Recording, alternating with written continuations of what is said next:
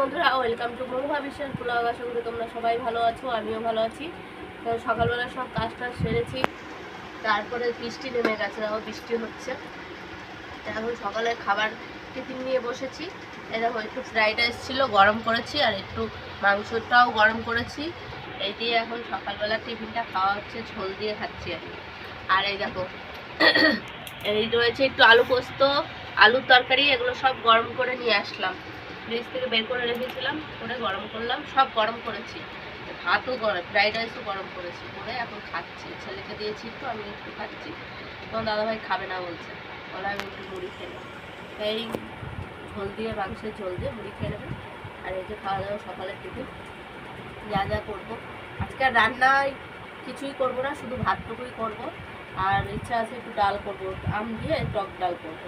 দেখি কী করা যায়, সবই শেয়ার করবো। ভিডিওটাকে স্কিপ না করে পুরো ভিডিওটা দেখবে, আর বেশি বেশি করে শেয়ার করবো। করে নিয়ে এসেছি, রান্না বলতে শুধু ভাতই করেছি। এই যে ভাত, গরম গরম ভাত করে নিয়ে আসলাম। আর হচ্ছে যেহেতু মাংস রয়েছে, আর একটু এই যে পোস্ত রয়েছে, ঝিঙ্গা আলু পোস্তটা দিয়ে আমি আর ছেলে খাবো, আর তোমার দাদাভাই শুধু মাংস দিয়ে খাবে। আর এই যে মাংসটাও গরম করেছি সকালবেলায়, আর করিনি, কারণ ভাত একদম আগুন, সবে ভাত নামিয়ে নিয়ে আসলাম।